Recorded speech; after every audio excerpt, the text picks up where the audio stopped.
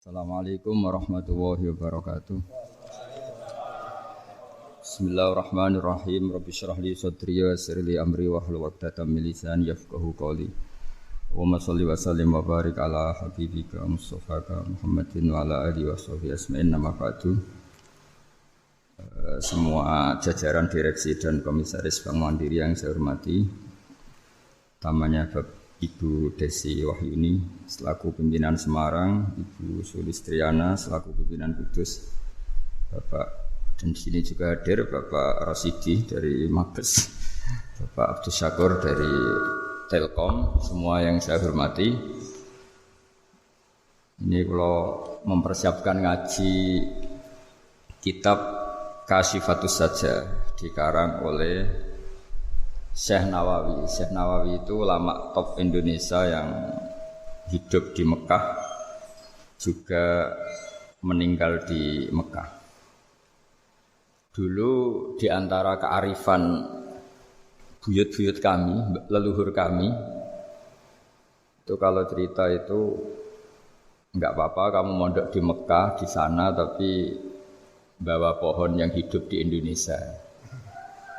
Jadi artinya membawa manhaj, metode dakwah yang bisa hidup di Indonesia.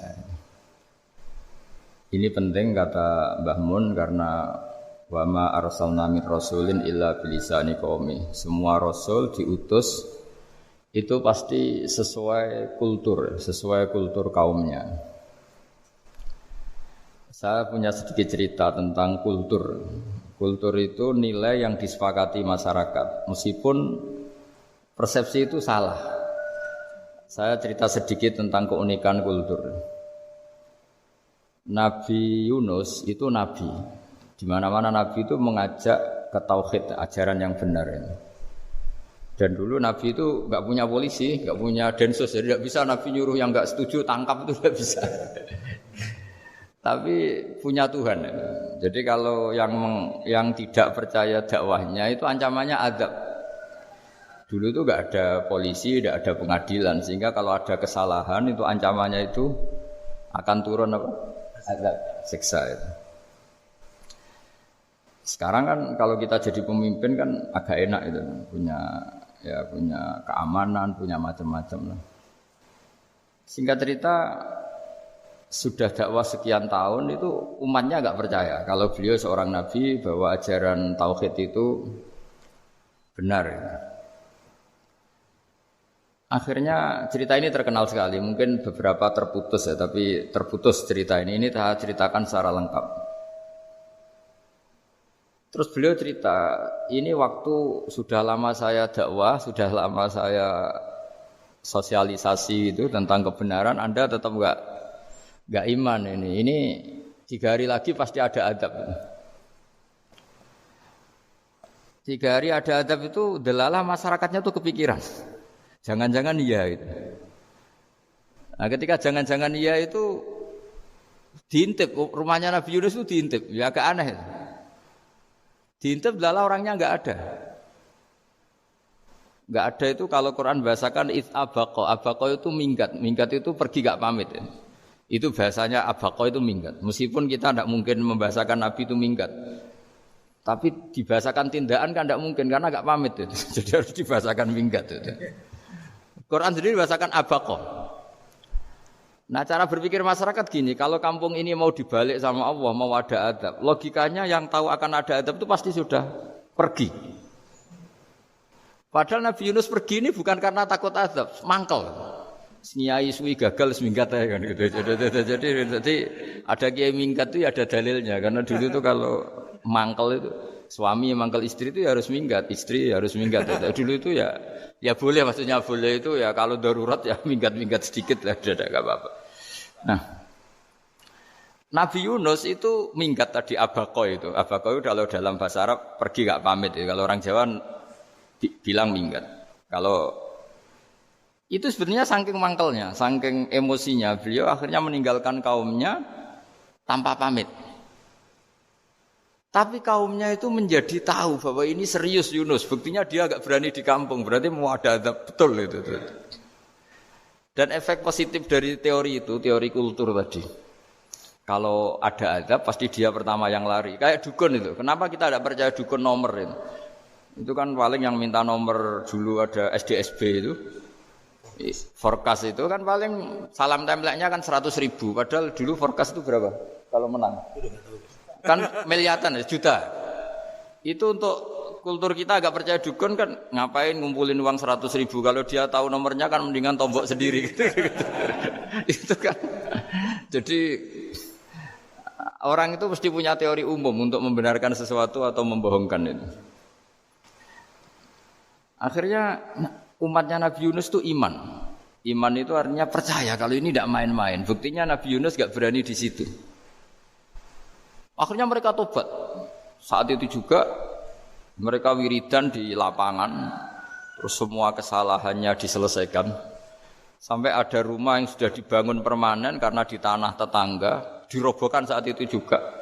Bahkan ada batu yang dulu nyuri, 1-2 batu yang dulu hasil nyuri, saat itu juga dirobohkan, dikembalikan sama yang punya. Hari itu semua kedoliman diselesaikan. Ini penting saya utarakan, jadi tobat itu tidak hanya istighfar. Kalau istighfar ribet, tobatnya orang punya utang terus istighfar gitu kan ribet. Kan ribet itu. Ada punya utang terus minta maaf itu kan ribet itu kan. Harus diselesaikan itu. Tobat diterima sama Allah. Batas akhir finish dari harusnya ada adab misalnya Senin, Selasa, Rebu, harusnya Rebu itu sudah kena adab, ternyata Rebu itu tidak kena adab. Nabi Yunus sebetulnya juga penasaran kampungnya itu kena adab tidak? Dilihat dari jauh ternyata tidak. Tambah kecewa dia. Gitu. Wah ini saya kalau pulang pasti dibunuh karena saya dianggap pembohong. Di masyarakat situ ada aturan siapa yang bohong dibunuh, padahal Nabi Yunus ngumumkan nanti Rebu ada azab. Kira-kira gitu lah. Ternyata Rebu itu tidak ada azab, makanya dia sudah di batas kampung kembali minggat lagi karena nanti pulang pasti dibunuh karena dia dianggap bohong. Ya akhirnya masyhur itu, terus dia ikut nelayan sekenanya, yang penting lari dari kampung, ikut nelayan sekenanya. Zaman itu, ini saya ulang lagi zaman itu.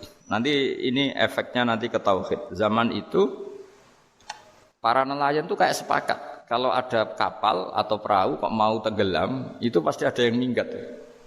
Artinya minggat itu pergi tidak terhormat itu. Terus fasahama fakana minal mudkhadin. Nah, dulu itu orang sudah punya peradaban. Ini cerita kultur, sudah punya peradaban. Punya peradaban. Ya sekarang gini, kalau nyemplungkan salah satu kan tidak adil diundi. Ternyata yang keluar dia Nabi Yunus. Terus mereka tahu ini orang enggak pantas dikorbankan karena Nabi di mana-mana itu ganteng. Memang Allah itu punya sunat unik. Nabi itu harus paling ganteng di kampungnya. Nasabnya juga harus paling baik. Kabar-kabarnya juga istrinya harus paling cantik. Itu memang aturannya. Aturannya gitu. Enggak tahu saya. Dulu saya juga janggal. Kenapa Nabi aturannya harus gitu? Tak angen-angen di pemimpin elek yo isin itu maksudnya misalnya pemimpin dia pasak keriting itu kan piye gitu rasanya itu. Jadi Nabi itu pasti itu paling ganteng di kampungnya, terus dari nasab ya terbaik, terus rata-rata istrinya itu ya selain solihah itu ya paling cantik.